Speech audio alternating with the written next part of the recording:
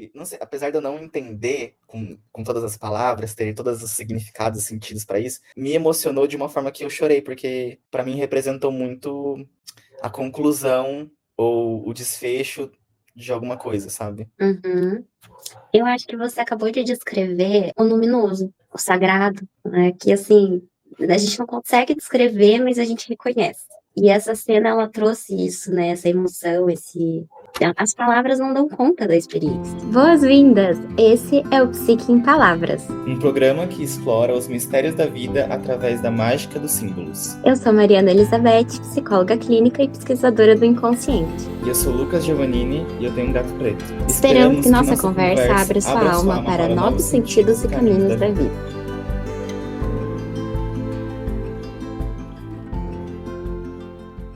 Saudações, ouvinte. Você está sintonizado no podcast A Psique em Palavras. Então chegue mais, fica à vontade. Meu nome é Mariana Elizabeth, sou psicóloga e hoje estou aqui com o Lucas Giovannini. meu co-host. E nós dois seremos o seu guia nessa viagem pela mente humana através de elementos da cultura pop. Então fica bem à vontade, porque no episódio de hoje a gente vai falar de uma obra-prima super contemporânea. Tão contemporânea que ganhou o Oscar de 2025 de melhor animação. Talvez vocês ainda não tenham assistido, mas com certeza vocês se lembram de um desenho de um gatinho preto que invadiu os nossos feeds em fevereiro desse ano. O nome do filme é Flow. E hoje a gente vai analisar esse filme como um sonho. E assim como na análise dos sonhos, a gente não vai pretender esvaziar todas as possibilidades de interpretações, né? Ficção é uma única interpretação verdadeira. Até porque duvido que isso exista. Mas nós vamos ampliar, expandir nosso repertório de leituras possíveis dessa obra de arte, que, na minha opinião, parece ser o que as artes nos convidam, que a gente seja uma espécie de co-criador do significado da arte. Você já sabe que por aqui você encontra insights para sua alma, mas também spoilers, né? Por isso, se você ama uma boa surpresa, salva esse episódio para ouvir após assistir essa obra-prima, que, na minha opinião, fala muito, mesmo sem falar, porque o filme não tem diálogos, mas fala muito, dentre tantas coisas, sobre o que acontece na nossa alma quando a vida ao nosso redor, ela colapsa. É quase como se fosse uma metáfora. Esse filme é quase como se fosse uma metáfora sobre quando a nossa parte machucada, que resiste em meio ao caos desse colapso, ela vai resistindo em meio ao instinto de sobrevivência, os nossos desejos, os nossos medos e o chamado de algo maior. É um filme sem diálogos, mas que faz a gente sentir tudo. Antes da gente entrar, né, no filme, eu queria saber, Lucas, você comentou que você foi assistir o filme no cinema quando estreou. Sim. Eu fui no cinema assistir e, em específico, porque o personagem principal é um gatinho preto. E eu tenho um gato preto. Então eu fiquei, tipo, muito animada pra assistir, porque acho que faz parte de uma referência pra mim muito familiar, assim. E eu vou Legal. passar, assim, a parte mais. Um resumo do filme pra ninguém se sentir perdido. Então, Adoro. o filme basicamente é de um mundo distópico, num futuro não tão distante, porque dá pra ver que tem uma civilização ali, ou que já houve uma civilização humana ali. E os humanos não aparecem no filme, mas você vê que eles já estiveram ali, porque aparece casas, aparece cidades, aparece muitas construções humanas, mas o filme inteiro não aparece nenhum humano. Eles, de alguma forma, como o filme não deixa isso muito claro, eles sumiram e sobraram só os animais. E aí vai focar principalmente no gatinho preto, que ele não tem nome também, acho que nenhum dos personagens nesse filme tem um nome, porque eles são só animais. Mas vai mostrando essa jornada dele, onde ele tá primeiro no meio de uma floresta, então ele vai e ele percebe que a água começa a ter uma enchente, uma inundação naquele lugar que ele tá, e ele vai tentando de diversas formas durante o filme escapar dessa inundação ou evitar que ele seja inundado e acabe morrendo. Então vai passando por diversos cenários diferentes, então começa numa floresta, depois vai pra uma casa que dá a entender que era a casa dele, onde ele morava, porque ele consegue entrar com facilidade, ele já tem um certo costume dos caminhos daquela casa. Mas depois ele vai indo pra vários outros cenários, até que chega na parte principal do filme, que é onde passa a maior parte do filme, que é dentro de um barco, junto com outros animais, que é uma capivara, um lêmure, um cachorro e uma garça. Acho que é garça, não sei se é ela. O filme todo vai se desenrolando em cima disso, dessas dinâmicas entre os animais. E o final do filme, não sei se você quer explorar essa parte mais simbólica, assim, mas chega pra um final do filme que muitas pessoas que assistiram não entenderam o final, ou acham que não teve um final, ou que o final terminou sem nenhum tipo de desfecho da história, não teve uma ponta final, assim, pra concluir a história. Mas ele termina com a inundação abaixando e eles, de certa forma, de luto por uma baleia que acaba ficando na terra, que não consegue voltar pro mar. Então o filme termina ali. Lógico que tem muitas outras cenas no meio disso que são muito simbólicas, mas acho que a gente pode ir explorando a partir disso esses atos pequenos e simbólicos que a gente tenta explorar, assim, e comentando. Maravilhoso. E você assistiu o filme? Reassistir. Foi certo. Eu também, inclusive, estava assistindo agora. E ai, a primeira vez que eu assisti esse filme foi há umas 4 ou 5 semanas atrás. E eu estava com medo de reassistir, porque eu lembro que esse filme me pegou muito desprevenido. Porque me falaram: "Ah, assiste um filme, é uma animação, ganhou o Oscar", mas eu fui totalmente despreparada. Porque o filme porque me levou pra outro lugar. Eu achei, né, só pra pegar o gancho do que você estava falando, interessante que você colocou como um futuro distópico. E olha só, quando eu assisti, eu tive a impressão que era outro mundo, mas algo no nosso passado, assim. E eu acho que eu não sei, porque eu não fui atrás de ler sobre os criadores, né, sobre o que que eles realmente se eles falaram alguma coisa, se eles deram alguma interpretação. E tem aquela anedota que um pintor, quando ele não gosta de uma pessoa, ele conta o significado do quadro. Porque aí você dá se esse é o significado do criador, você acaba se fechando de dar outros significados. E eu acho que o mais legal da arte é quando a gente completa ela, né, nós somos co-criadores do que aquilo Sim. significa. Isso é muito interessante que você falou, Mário, porque eu gosto de pesquisar pra gente ter esses bastidores e tal. Foi engraçado porque a equipe de produção do filme é muito pequena, porque eles são um estúdio independente, então são poucas pessoas. Eu vou entrar nesses detalhes mais técnicos depois, porque é bem legal isso. Mas assim, eles não quiseram trazer um enredo, um contexto sobre tudo isso. Eles quiseram deixar em aberto para que o público, quem assistisse, cada pessoa tivesse uma interpretação, uma leitura a partir disso. Como já vai fazer quase o quê? 6 meses que o filme já tá aí, tipo, no ar, já foi pra eu não sei se ele tá em algum streaming, eu não lembro agora, mas isso é bem interessante, porque eu vi algumas análises de algumas pessoas, assim, não tô falando de crítica de cinema, pessoas aleatórias comentando, fazendo análises soltas sobre o filme, que tem diversas interpretações diferentes. Algumas pessoas tiveram umas análises muito específicas e até mesmo algumas outras muito simbólicas. Uma das que eu achei muito específica e peculiar, porque eu não tive essa leitura, é que de que o filme fala muito sobre imigrantes, fala muito sobre pessoas que estão em guerra, fugindo de guerras. Pessoas que estão Uhum. fugindo de suas terras nativas para ir tentar sobreviver e fugir da morte, como se Olha essa só. inundação fosse uma guerra. Olha Então só. e aí essa parte que tem no barco, onde tem diversos animais tentando conviver juntos, seria esse choque Uhum. cultural entre povos diferentes. Olha! Nossa, muito interessante, eu não tinha parado para pensar por essa perspectiva. E olha que lindo isso que os criadores fizeram, né, eles não quiseram dar um enredo, dar algo fixo, justamente para a gente poder construir junto. E me parece que esse filme, e uma das coisas que ele me capturou muito, é que ele age como um sonho, né, cada pessoa Sim, que fizer uma leitura vai ter uma interpretação com incrível. certeza. Só que pra ver esse filme, a pessoa precisa ir de coração aberto, né. Porque não é uma animação como as que nós estamos acostumados, digamos assim. Quando a gente assiste um filme da Disney, uma animação da Disney, eu não vou lembrar o nome, mas geralmente nas animações da Disney, os animais eles falam, né, Uhum. e estão quase humanos. Uma coisa ou outra, assim, que lembra que eles são animais, fora a aparência. E nesse filme, os animais parecem muito mais com animais, né, do instinto, na forma de agir, a falta de diálogo, mas eles foram dublados por Dos não animais. não dublados, né, mas usaram sons de animais pra fazer. Os personagens que foram criados animais, tanto por ser um estúdio independente, eles serem pequenos, a equipe tinha acho que de 15 a 20 pessoas, então é uma equipe muito pequena para fazer uma animação. Uhum. E o diretor do filme foi o que teve a ideia, então inicialmente era um curta, e depois virou um longa, que virou o filme. Mas era um sonho dele fazer esse filme, e a questão de ter água no filme, tem muito simbolismo, assim, em questão de construção de Uhum. narrativa e tudo mais, mas o diretor quis colocar água, porque para ele era um desafio técnico fazer a água. Fazer um Olha. objeto que fosse translúcido, fosse transparente, tivesse física, tivesse dinâmica de gravidade, entre várias das questões de animação específicas. Então, Uhum. para ele ter o objeto de água e um filme que se passa muito na água, foi um desafio técnico que ele quis abordar ali, para tentar mostrar que ele conseguia superar essa barreira técnica. Mostrar que ele conseguia Uhum. fazer isso. E tem diversos outros fatores, assim, em questão, por exemplo, o software que eles usaram foi o Blender para fazer. E o Blender é uma ferramenta gratuita de Olha, criação de objetos 3D. que E legal. muitos estúdios de animação usam softwares pagos, que são muito caros. E eles optaram por usar uma ferramenta gratuita, que tem muitas limitações de desenvolvimento comparado a essas ferramentas pagas, justamente para não só, baratear o custo, mas também para eles conseguirem tipo, tentar trabalhar com o que eles têm ali, sabe. Legal. Sim, pois é, essa questão que você falou dos personagens serem muito animais, isso também é uma coisa muito característica de animação, principalmente porque a animação, aqui no ocidente, principalmente, ela é muito infantilizada. Quando a gente pensa em Hum. Disney, é sempre para o público mais infantil.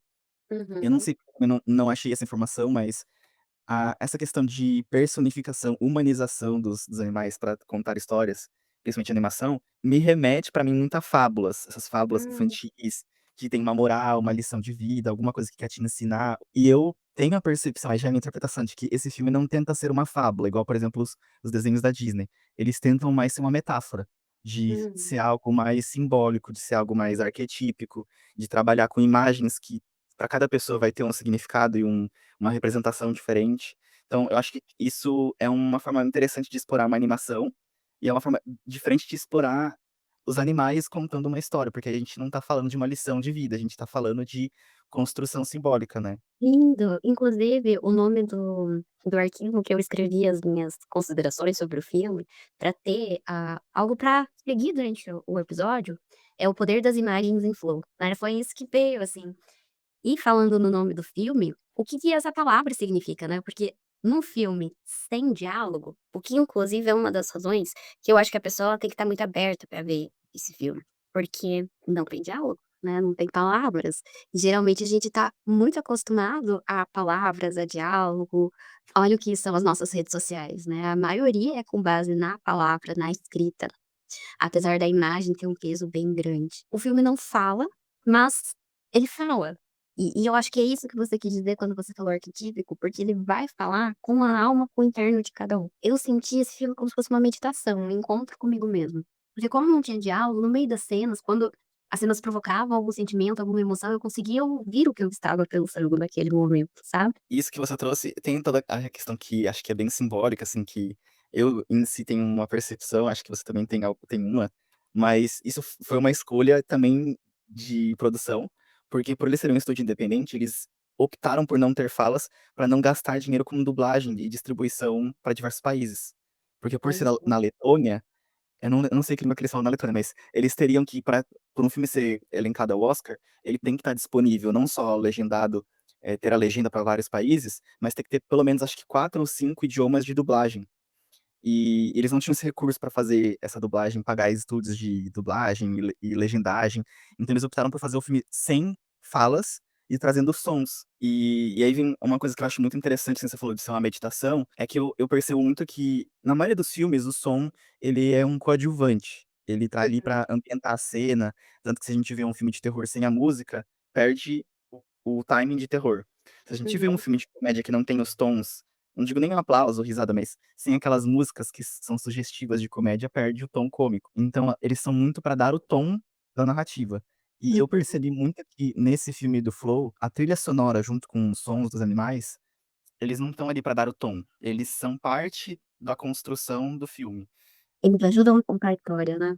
É, e até eu acho que isso é muito eu não sei como é para as outras pessoas, assim, mas acho que eu conversei também com o meu namorado, que traz muitos sons da natureza, assim, e são sons Uhum, que a gente não presta tanta atenção pra assistir, assim, pra ouvir. uhum, Assim, não sei todo mundo, né, mas não é muito comum a gente ir num parque e querer ouvir o som das árvores. uhum. E esse filme traz muito isso, esse som da natureza falando, e aí explora acho que a temática do porquê que eu escolhi a palavra distópico, né, pra gente trazer isso. Isso também foi uma das coisas que eu anotei pra gente comentar, que é, pra mim é muito simbólico, no sentido, como eles não trouxeram essa explicação, vai ser muito da nossa interpretação em cima disso, mas que não tem os humanos ali, mas tem as construções, a gente deixou marcas ali. A gente vive constantemente elaborando as frases do tipo: "O mundo tá acabando", "A gente vai Uhum, acabar com o mundo", é o apocalipse, entre outras vertentes que decorrem desse, uhum, mas a natureza sobrevive, ela continua. E aí esse filme pra mim, ele não traz uma questão muito de catastrófico ruim,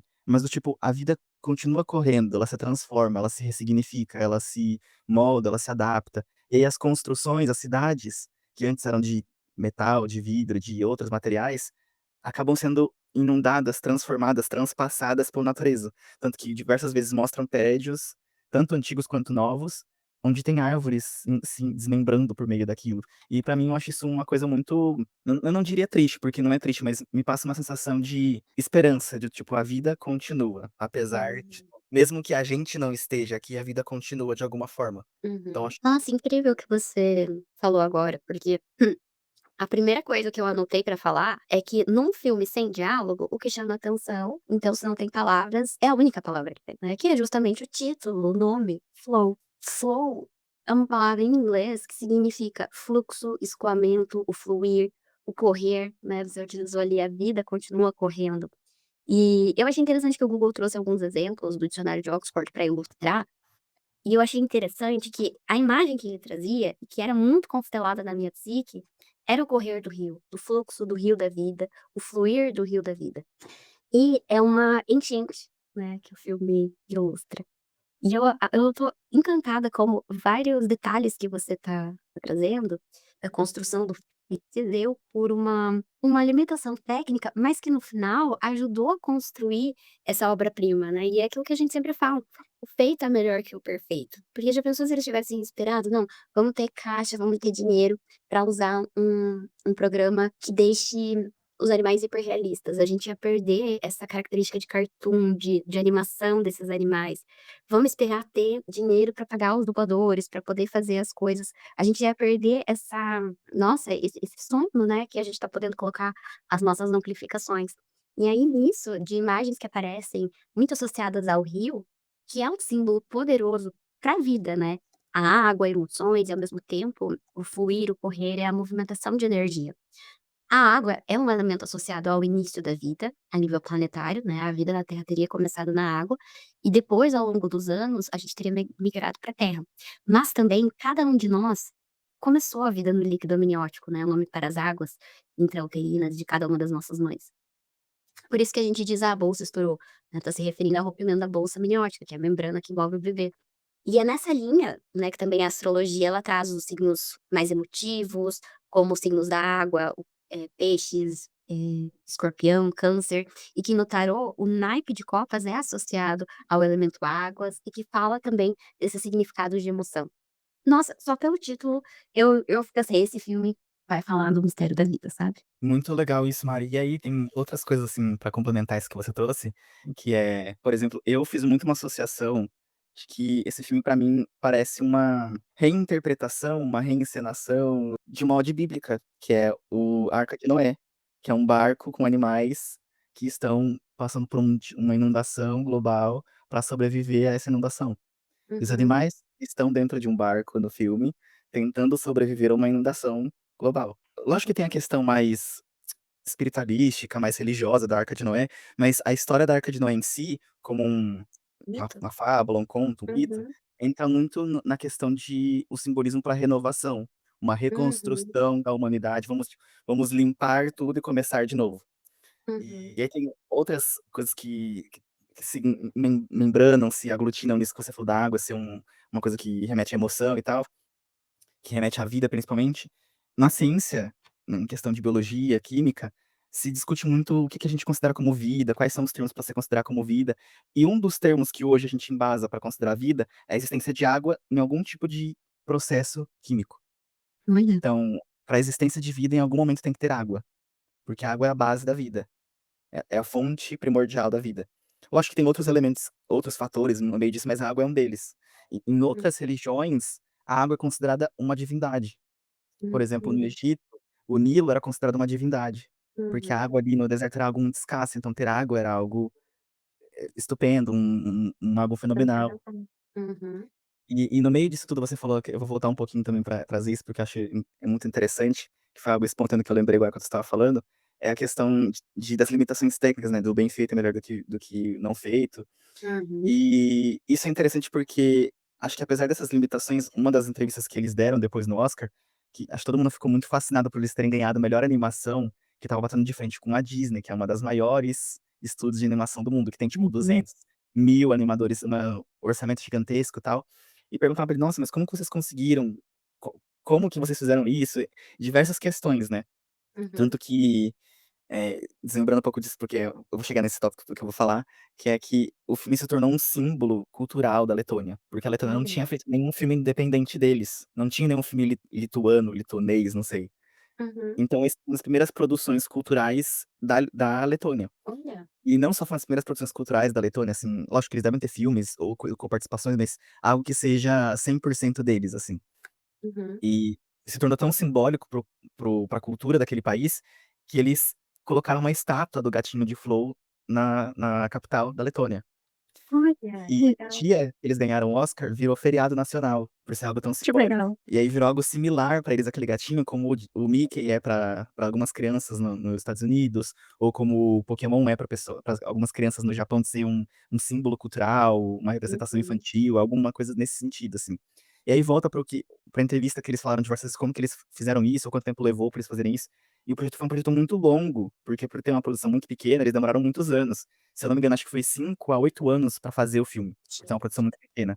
E pra cada uma das pessoas que participou da produção, eles comentaram que eles não fizeram por dinheiro, porque eles não estavam recebendo dinheiro pra fazer aquilo. Eles estavam investindo o dinheiro deles pra produzir o filme. Todos eles disseram que era porque aquilo era um sonho pra eles. E aí vem uma frase que me lembrou muito, uma frase da Yoko Ono, que casou com Hum. o John Lennon, que é: "Um sonho sonhado sozinho é só um sonho, e um sonho sonhado em conjunto se torna realidade". Que lindo, Lucas. Nossa, maravilhoso. Nossa, você falar isso, uma das justificativas da minha tese, de eu estudar as séries que eu estou estudando, se dá através do investimento financeiro, né, do porquê que vale a pena investir tanto dinheiro. E aí, se a gente pensar em dinheiro como uma energia psíquica, é porque o dinheiro ele não existe, ele é uma invenção do ser humano.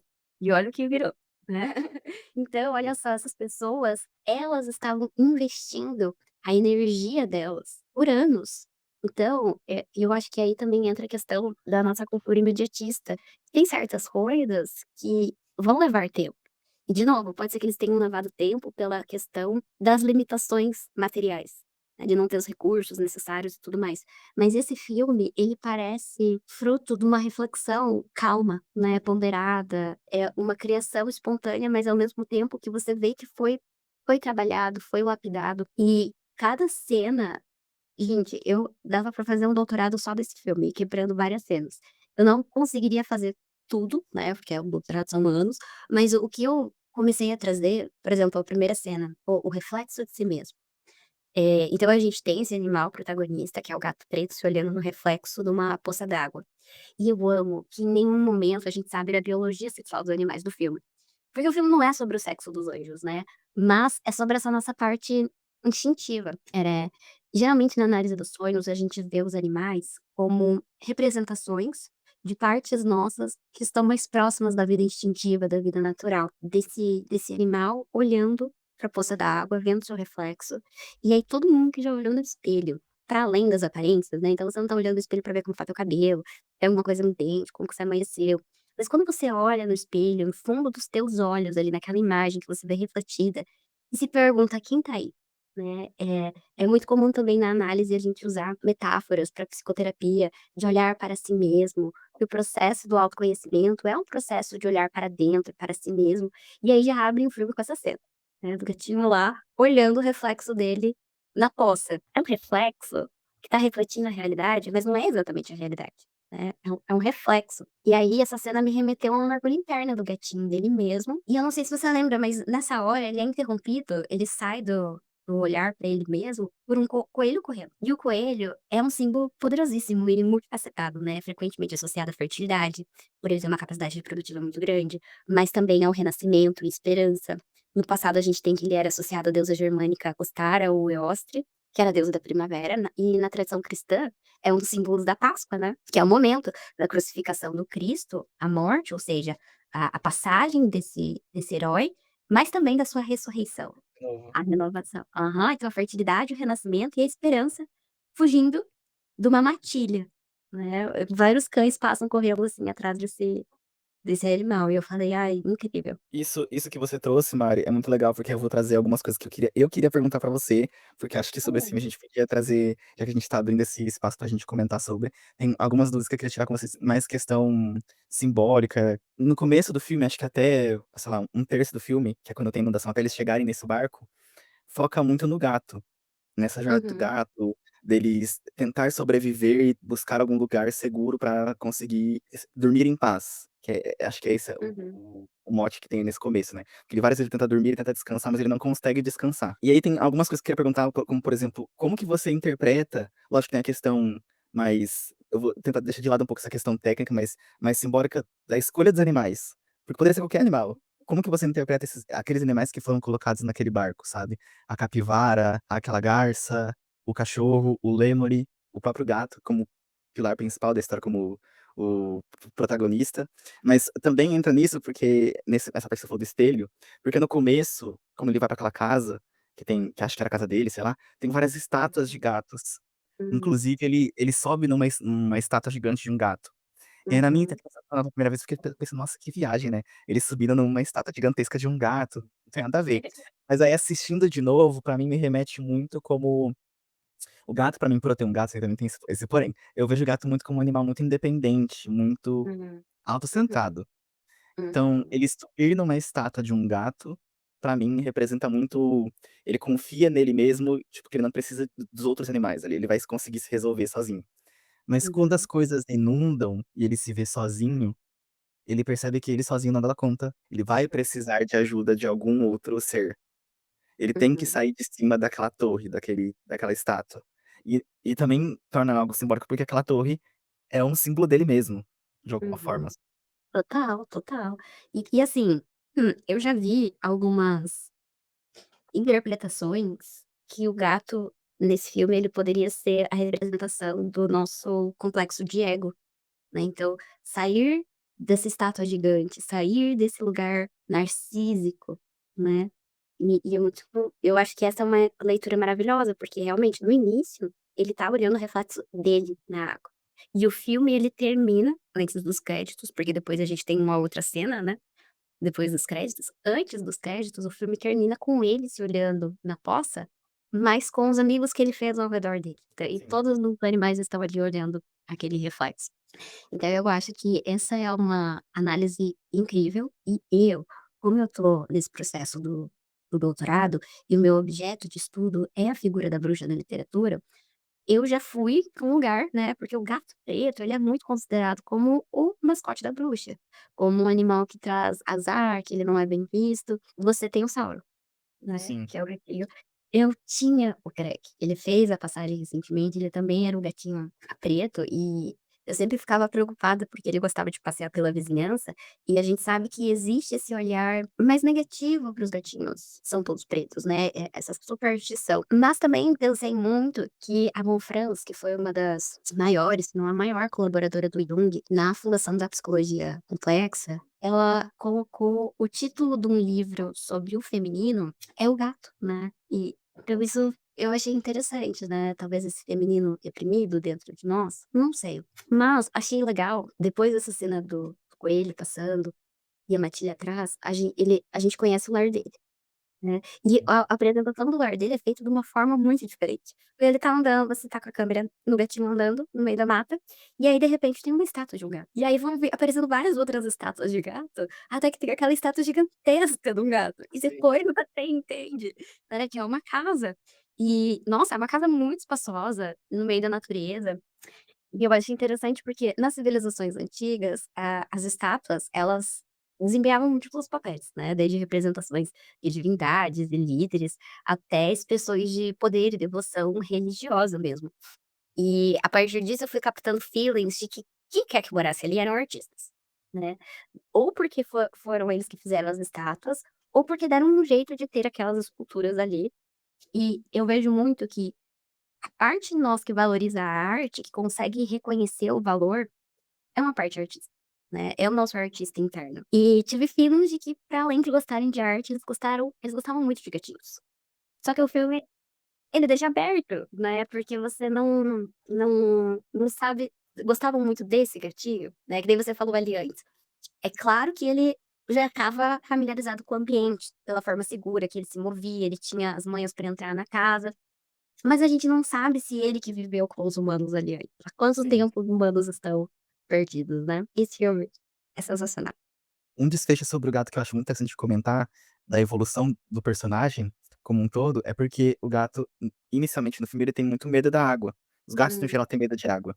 Uhum. E ele, na primeira parte do filme, ele foge muito da água, ele tem medo o tempo todo de ficar submerso, de se afogar, etcétera.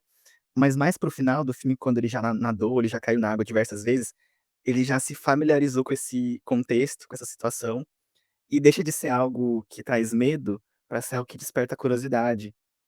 E não só acho que curiosidade, mas tem uma cena do filme que aí vai entrar no outro personagem que é o macaquinho, o Lemuri, que ele Uhum. perde o espelho e cai na água.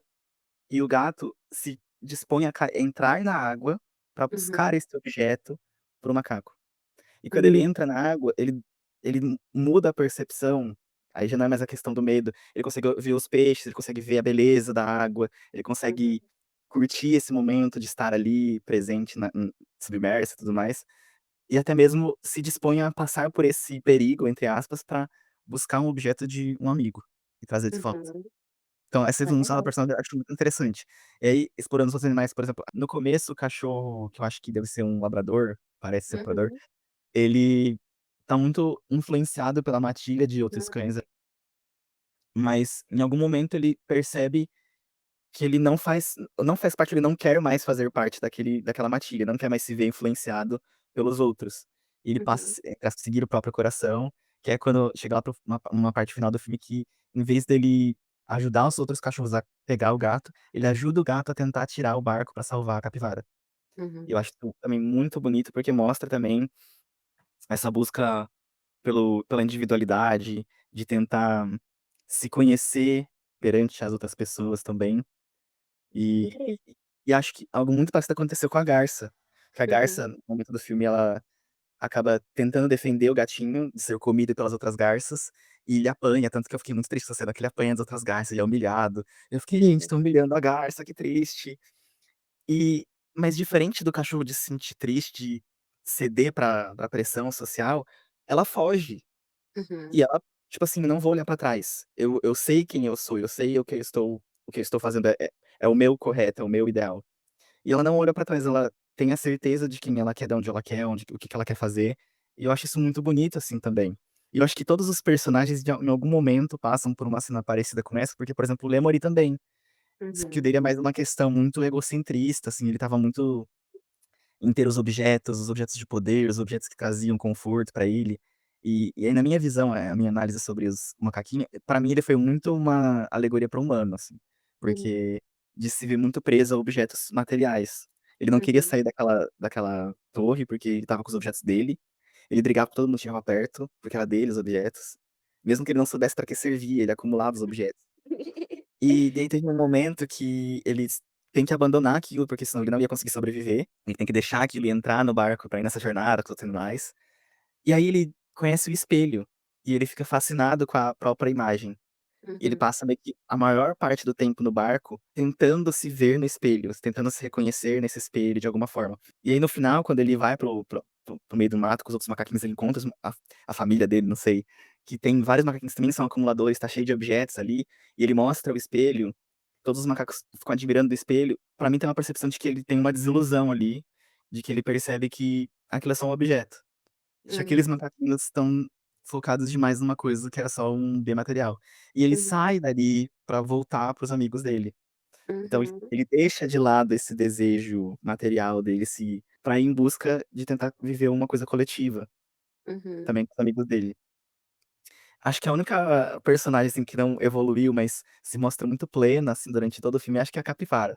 Porque ela ajuda todo mundo, ela faz com todo mundo, sabe, acho que isso ela se mantém neutra, assim, tipo, quase como Buda, assim, que evolui, transcende, assim, tá ali só pra tipo: "Calma galera, vamos resolver isso", sabe. Ai, incrível, adorei tudo que você trouxe, muito legal. E é interessante porque o primeiro animal que o gato entra em contato é o cachorro, né, é o labrador. E esse labrador eu tenho certeza. O lemur eu não tenho certeza, porque não disse se era aquele lemur que depois vira o companheiro deles do barco ou se era um outro lemur. Mas o labrador eu sinto que é o mesmo, porque ele comemora uma hora, como se reconhecesse o gato, como se já tivesse encontrado o gato antes. E eu acho muito interessante, porque o gato, ele é esse ser mais individualista, independente, e o cachorro como esse oposto, né, mais orientado para o coletivo. E achei muito interessante o que você trouxe, da garça. Eu não sei se é uma garça, não fui atrás de pesquisar que tipo de pássaro era esse, mas ele tinha uma certa maturidade, né, porque ele soube defender o gato, não ceder à pressão social dos outros seres, das outras garças, vamos colocar assim, inclusive teve essa cena da luta que você resgatou, mas também ele tinha alguma visão, né, para além. E eu acho interessante que você falou que são animais, né, e a gente tá humanizando demais.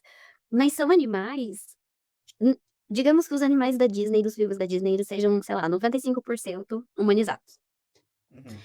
Eu acho que nesse filme talvez eles fossem 30% humanizados, porque existe uma inteligência maior, né. Eu pelo menos não conheço uma garça que saberia pilotar um barco, como no filme, ou Sim. ter essa inteligência emocional deles de se não houvesse esses 30%, talvez a gente não conseguisse fazer essa narrativa da evolução dos personagens. Hum. Então essa garça, pra mim, parece que ela tinha uma visão além, não só porque ela conseguia voar e ver mais longe, de longe, conseguia pilotar melhor o barco onde eles estavam, mas também porque tem uma hora que, isso me marcou muito, que eles estavam, velejando, e a garça e eles veem um grupo de cachorro, parece que eram os cachorros da matilha do labrador deles, presos, latindo, pedindo ajuda. E a garça aparentemente não quer ir ajudar, né, como se ela soubesse que isso iria desequilibrar o grupo. E de fato, a capivara vai e pede, não é porque a capivara ela me parece querer salvar todo mundo. E isso, eu falei assim: "Meu Deus, deve ser da área da saúde, né, Kiro, o curador ferido, que quer salvar todo mundo, mas no final tem aquela cena que ela tá que é a última a sair do barco, né, que ela não quer deixar o barco, ela não salvou todos, mas na hora dela se salvar, a gente vê que foi preciso a ajuda de todo mundo pra ela conseguir ajudar ela mesma. E nessa hora, a capivara vai pedir pra garça, o gatinho pede pra garça, o cachorro pede pra garça, e aí quando o gato pede, ele fala: "Ah, então tá bom", e sai. E aí eles vão lá, resgatam os cachorros entram no barco e causam um desequilíbrio, né, comem uns peixinhos que o gatinho tinha caçado, acho que estragam ou alguma coisa acontece com as posses do lêmur, e no final, quando a capivara mais precisava de ajuda dos cachorros, passa um coelho e o instinto leva eles pra longe da lealdade de quem salvou a vida deles, né. Eu acho que quando a gente tenta muito humanizar os animais, a gente esquece que a gente também é um animal também, né. Uhum, E total. que acho que as nossas emoções fazem parte desse bicho primitivo de algum jeito, porque os anima eu não sei, não sei parte de biologia aqui sobre isso, mas eu tenho pra mim que os animais também têm emoções, também ficam tristes, também ficam felizes. Com Lógico que certeza, de outras olha. formas do que a gente, né. A gente humanizar isso é a nossa forma de ler como eles agem.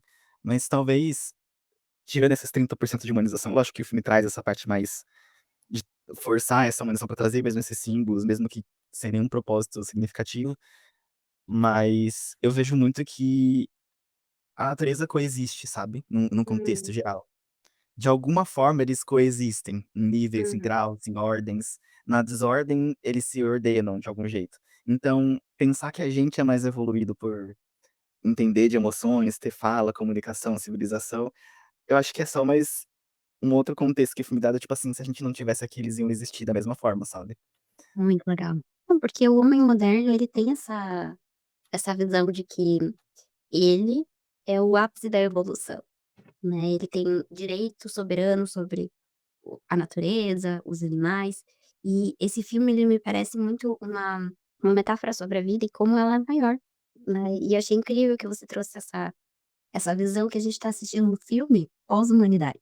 Isso é uma das interpretações também que eu acho na internet, que é o filme traz uma crítica ambientalista, né, dos perigos dos desastres ambientais que podem acontecer e acabar com a civilização humana, assim, de alguma forma. E os animais vão sobreviver, talvez alguns por um tempo, como Uhum, os gatos, os cachorros, por serem mais domesticados, talvez não consigam sobreviver por muito mais tempo, mas eles vão ficar aqui. E aí eles vão ter que lidar com isso, com o que a gente deixou pra eles, sabe. E aí uhum, acho que isso também foi uma crítica que eu vi na internet das pessoas falando que "Ah, cadê os humanos? Aparece as casas, as cidades", e muito essa parte de inundação seria a parte do degelo, né, da Antártida e dos polos, que aí uhum, aumenta o nível da água e aumenta a parte de inundação, e acaba tendo um desastre climático de inundação frequente. Mas aí, não vou entrar nesse contexto, porque aí é mais uma parte teoria das pessoas sobre o filme, né. uhum, Mas uma coisa que eu fiquei muito pensativo, mais sobre o filme, é sobre aquela cena da garça, porque tem eu não sei, assistindo de novo, eu tive a percepção de que a garça meio que ela sabia onde ela queria ir, que era aquela montanha lá que ela vai no mais para o final do filme. Eu tinha a sensação de que, tipo, ela estava meio que com uma rota traçada, que ela queria ir pra aquela montanha de alguma forma. uhum, E aí acho que no meio do caminho ela foi meio que tipo: "Ah, tá, vou levar você junto, você vem comigo, mas eu quero ir lá". Tanto que ela pilota o barco em direção àquele lugar. Quando tipo, as coisas fogem do controle e ela percebe que ela não vai conseguir levar sozinha, ela vai sozinha pra montanha.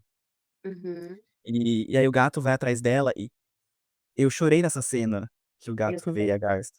Aham. Achei muito bonito, mas eu não consegui elaborar alguma coisa, tipo, sobre isso, sabe. Apesar de ter achado muito bonito, o máximo que eu consegui imaginar, assim, tipo, sobre concluir uma jornada, sabe. Eu acho que a garça concluiu uma jornada e ela foi embora de uma forma mais simbólica, assim, como uma fênix que queima pra nascer de novo, assim. Mas eu fiquei tentando pensar se seria algo mais espiritualista, do tipo, ela era um espírito que estava guiando o gato, ou porque ela que salvou o gato da torre, né, ela que conduziu os personagens e salvou eles do barco. Diversas cenas foi a garça que conduziu, assim. E Uhum. eu também, sei lá, elaborar de que essa cena poderia ser um simbolismo pra a morte, de alguma forma, porque talvez uma coisa mais emocional, de como o gato veria a morte de um amigo, que seria a garça. Mas são coisas que eu achei muito nebuloso, assim, porque é uma cena que ele vê a garça voa e ela começa a se transformar numa aurora boreal, assim.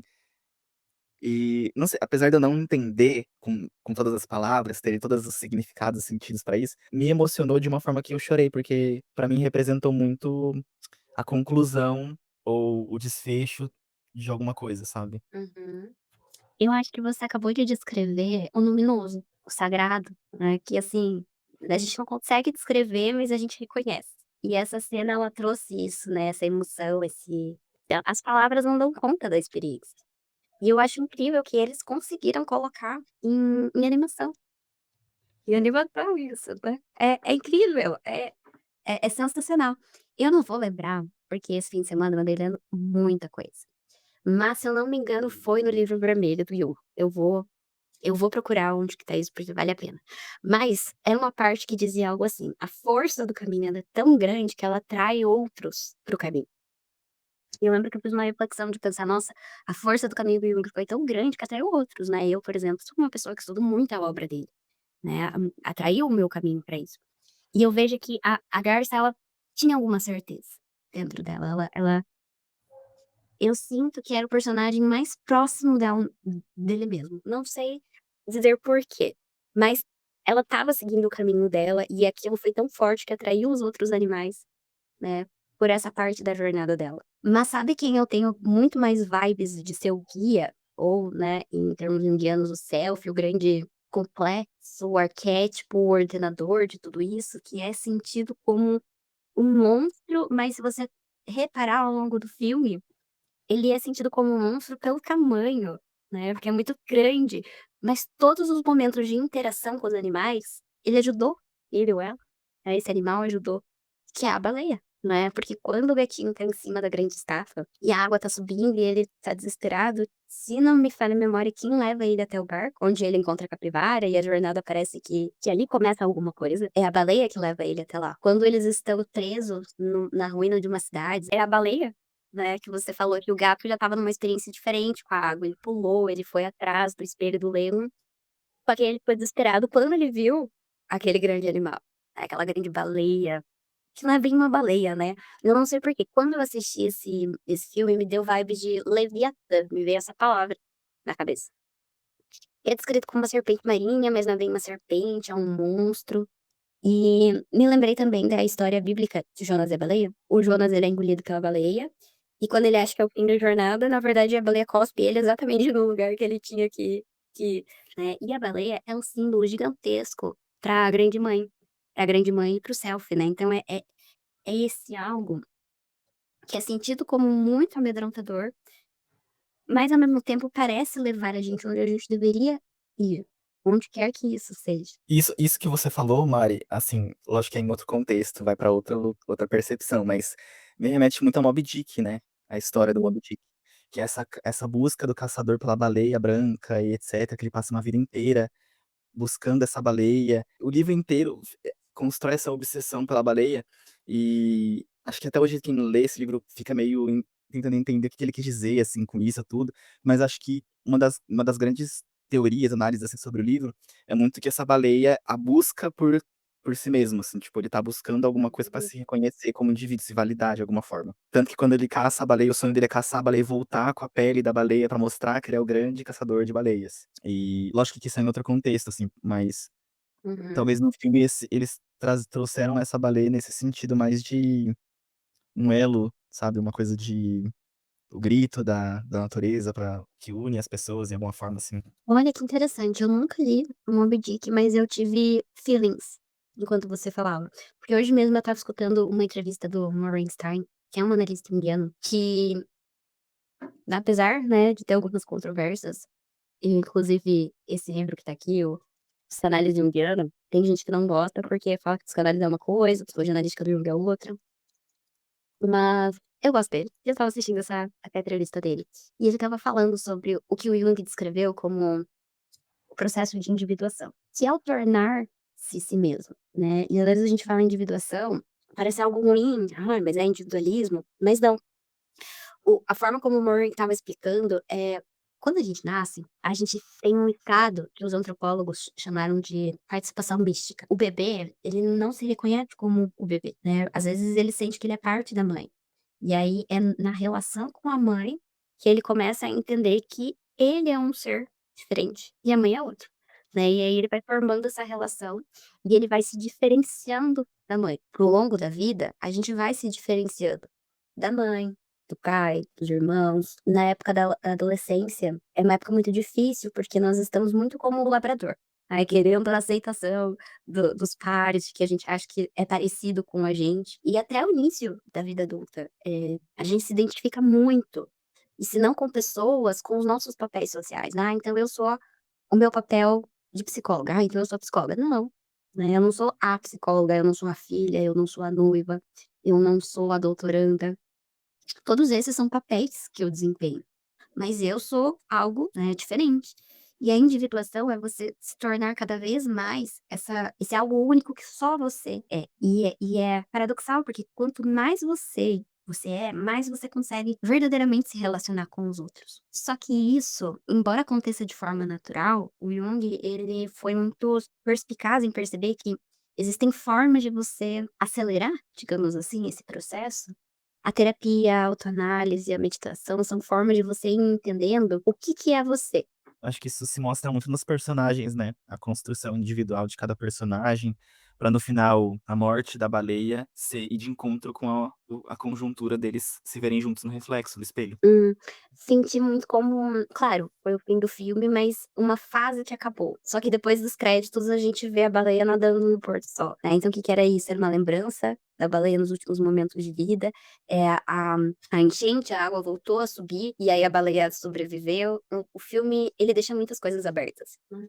Mas eu queria só sublinhar como, no início do filme, o primeiro contato do gato com a enchente, que a gente tem acesso pelo filme, ele vê os cachorros correndo, né, o coelho, os cachorros, e aí vem os cervos, Eu acho que é também. Quando cervos, gato, correndo. aham, e aí vem aquela água que leva ele. E eu achei incrível que tem um dado momento do filme que ele tem um pesadelo, e o pesadelo é os cervos andando em círculo ao redor dele. E embora não tenha água, você tem um sentimento de que algo perigoso, sombrio vai acontecer. E no final do filme, quando ele encontra os amigos, ele salvar a capivara, que é acho que um dos clímax do filme, eles estão juntos, correm os cervos e ele sai correndo, porque ele tá vivendo a partir do trauma que ele teve, não a partir do que estava acontecendo. E é aí que ele encontra a baleia. Eu pensei sobre isso, é que, não sei se foi proposital, mas uma análise minha é que em vários momentos mostra diversos tipos de animais juntos, representando algo coletivo, mas como se fosse, eu não sei se tem um termo certo pra isso, mas uma certa histeria coletiva ou um medo coletivo de alguma coisa onde ninguém pensa por si só, mas todo mundo tá tentando tipo, agir em manada, assim. Uhum, E aí são meio que pra mim é meio contraditório ou, tipo, antagônico até propositalmente, porque, de certa forma, vários dos animais passam por algum quebra desse coletivo, pra tentar uhum, buscar uma coisa, tipo, pessoal ou introspectiva, que acho que tem essa parte que você comentou do filho que se percebe com a mãe e ele vai se percebendo sozinho ao longo do tempo. Uhum. E aí é engraçado porque em dado momento do filme, que acho que é mais para o meio, assim, boa parte do filme, do meio para o final do filme, os animais voltam a estar em conjunto, mas não com os seus iguais, mas com os Hum, diferentes. E eles têm que, ó, Interessante. conhecer e conviver, porque aí tem um negócio que eu acho muito, não sei, pra mim foi muito simbólico, do tipo assim, não tem pra onde fugir, você tá num barco no meio do mar, você vai ter que encarar aquilo ali, sabe. O gato, por Uhum. mais que ele não goste dos outros animais, ele vai ter que encarar os bichos e conviver ali, sabe. E Hum. aí pra mim que ele soa contraditório, porque deixa de ser esse medo coletivo e essa parte inicial, que todos eles passam por um momento de quebra do coletivo pra se tornar individual, pra ali coexistir individualmente, mas em prol de um coletivo social, assim. Isso que você acabou de falar é descrevendo o processo de individuação, né, porque o processo de individuação te tira desse pensamento de massa. E eu adoro que quando você estava falando da massa, os cachorros aí ao teu redor começaram a latir. Eu falei: "Gente, olha só o movimento". Mas, né, se a gente parar para pensar, o processo de individuação vai te tirar dessa massificação. Então você já não vai mais fazer as coisas porque as pessoas estão fazendo. É muito comum na clínica eu falar: "Olha, é normal que você esteja muito ansioso, depressivo, se cobrando alta performance, porque esse é o espírito do tempo. E o espírito do tempo, ele faz pressão sobre a nossa psique. E se a gente não está bem ancorado em quem a gente é, através do processo da individuação, a gente se torna uma folha que vai com o espírito do tempo. Para onde o espírito do tempo estiver soprando, você vai, né. E o Jung, do Livro Vermelho, ele fala do espírito do tempo, mas que também existe o espírito das profundezas, que é uma parte muito antiga, muito arcaica, e quando a gente está nesse processo de individuação, a gente se conecta a esse espírito das profundezas, e isso faz com que a gente consiga não ir com a manada, né, que a gente consiga ter peso suficiente para não ser levado que nem folha de papel. E é isso que o Jung quis dizer, que não é que você vai ficar um ermitão, né, a gente não se individua no Monte Everest sozinho, a gente se individua nas relações. Então não é que você vai virar um ermitão, que você vai se isolar, que você vai ser uma pessoa extremamente individualizada, muito pelo contrário, é a massificação que traz esse individualismo exacerbado. Contraditório, né, paradoxal, mas é o movimento da vida. A vida ela é tão complexa que ela é contraditória. E quanto mais você se conhece e tá com as bases firmes em quem você é, talvez você tenha que deixar pra trás quem você achava que era a tua tribo, né. A garça teve que deixar as outras garças, o lemur teve que deixar os outros lemurs, o cachorro teve que deixar os outros cachorros, e o gato, que era super individualizado, teve que aprender a conviver. E no final, eles encontraram a tribo deles, que não são todos iguais, mas que cada característica de cada um ajudou com que eles chegassem, com que eles sobrevivessem na jornada. Isso que você falou eu achei muito legal, Mário, porque você falou que é aquela parte da teoria do Jung que é do profundo, como que é o nome? O espírito do tempo e o espírito das profundezas. O espírito das profundezas. É muito interessante isso do espírito das profundezas, porque eu acho que a baleia faz muito esse papel, se a gente for colocar nesse Hum, simbolismo no filme, e até no legal. sentido mais literal da palavra, porque a baleia fica nas profundezas da água. Hum, E aí, quando eles se reencontram no final do filme todos juntos, a baleia não está mais nas profundezas da água, ela tá sobre a terra. lindo isso, E muito outra lindo coisa que eu assim. fiquei pensando enquanto você estava falando, é, por exemplo, da garça, que aí de novo não sei se é uma garça, mas já estou colocando aqui como garça. Enquanto a baleia tá no profundo, embaixo do mar, que ela tem uma percepção do mundo a partir daquilo, se a gente for considerar que a baleia fazia parte dessa jornada, assim, ela não estava vendo os animais, ela estava ouvindo eles. Ela estava sentindo eles na água. Era outra forma Hum, de vivenciar, experienciar aquilo. E de alguma forma ela participou dessa jornada, hein. Já a garça, ela salvou o gato no céu, lá no alto. Ela conseguia uhum. ver de cima, ela conseguia ver o panorama geral, ela conseguia olhar tudo ao seu redor. Mas em algum momento, por estar chovendo, ela não podia voar, ela tinha que estar no barco com todo mundo ali, e ser obrigada a conviver e passar por aquilo junto com as outras pessoas. E aí fico pensando, assim, deve ser muito frustrante você conseguir ver uma percepção maior, voar e olhar as Hum, coisas com a grandeza de cima, e você se vê obrigado a estar no chão, a estar dentro de um barco que você não pode voar. Uma elaboração, assim, da garça que eu acho muito bonita é que ela não foi reclusa, porque ela queria que todo mundo fosse junto, talvez pra hum, assistir aquilo, mas ela foi para o alto de novo, ela foi para o alto de hum, uma montanha, e o gato viu isso, ela subindo ao céu de novo. Se tiver uhum, por lá de alguma forma. E aí eu fui dar uma pesquisa quando você estava falando, e por exemplo, a garça, na cultura asiática, ela tem um simbolismo ela é considerada associação a equilíbrio, espiritualidade, sabedoria, paciência, e na cultura ocidental ela é o animal mensageiro de boas notícias, a garça que traz o bebê, da fertilidade e tal. Então, a sabedoria de se elevar aos céus é algo muito associado, acho que a garça pode ser muito uma representação da esperança, Uhum, assim, pra mim, né, pareceu muito o simbolismo de uma esperança, do que no começo você tem esperança, você perde a esperança, ela se renova, ela vai embora, ela volta, não é algo constante, não é algo linear. uhum, Pensando numa análise geral, assim, do filme, eu vejo muita gente falando que não entendeu o filme, e trazendo uma coisa que você falou no começo: "Ai, tem que estar muito aberto pra assistir o filme". Por uhum, incrível que pareça, eu tenho a percepção de que não, porque o Emer, que é meu namorado, ele foi assistir comigo, e ele estava completamente contra assistir o filme, porque eu falei que era um filme do Oscar, ele já achou que ia ser filme chato, conceito, que ele não entender nada, nã-nã-nã. E ele não queria assistir o filme por ser um filme que tinha um gato preto, porque ele falou: "Se o gato preto morrer, eu vou ficar muito triste, porque eu não quero ninguém preto morrendo, não sei o que, não sei o quê". E ele saiu do filme completamente fascinado. E eu uhum, perguntei pra ele, tipo: "O que que você achou do filme? Vamos conversar, vamos". Porque ele uhum, falou: "Eu acho que eu não conseguiria explicar. Eu uhum, senti muita coisa, mas eu não consigo pôr em palavras o que eu tô sentindo". uhum, uhum, Talvez as pessoas não entendam muito o filme, ou talvez não tenha que entender o filme necessariamente, acho que é mais sobre sentir.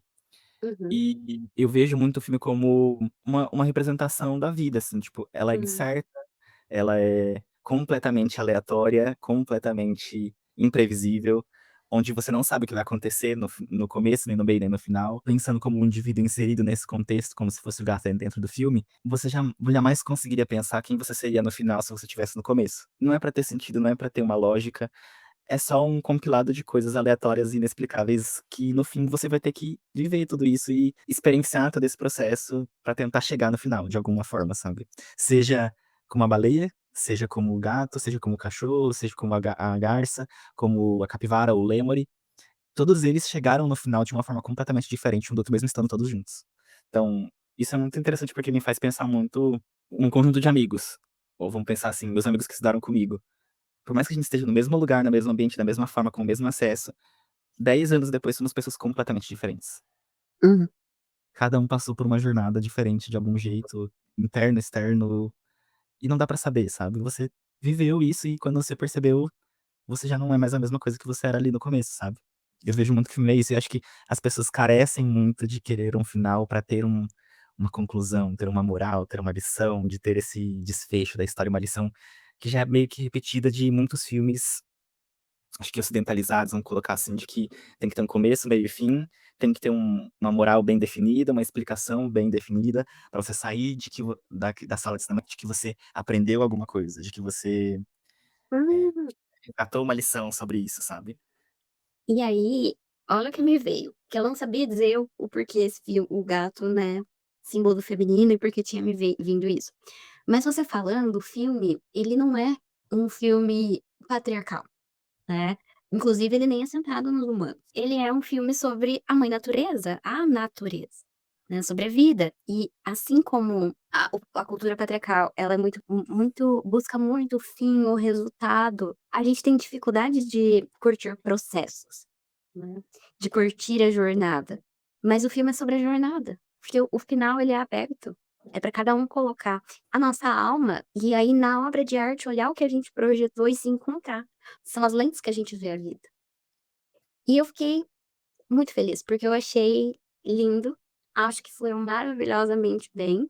Eu senti que foi o início de uma segunda temporada muito digno, né, e, Total. acho que nós somos pessoas bem ambiciosas, né, por tentar, né, analisar esse filme, porque é um filme, meu Deus, maior que a vida, e a vida é gigantesca, mas é isso que eu digo quando eu falo que a arte é um dos grandes portais para o inconsciente, né, para o desconhecido, para o mistério que é a vida, porque ela movimenta esse tipo de conversa, de reflexão, e só agradecer a Lucas, agradecer por esse encontro, onde a gente esteve aqui falando sobre coisas tão profundas, agradecer quem quer que esteja dedicando um pouco do seu tempo, que é um dos nossos bens mais preciosos, para ouvir. Se essa pessoa se sentir tocada e quiser conversar, manda uma mensagem, comenta através da plataforma que você está tendo acesso a essa conversa e fala um pouco do que você se sentiu tocado, qual que foi a tua interpretação, para a gente ampliar ainda mais essa conversa e levar essa obra de arte maravilhosa a mais pessoas, né, para que mais pessoas possam se sentir tocadas e terem esse encontro.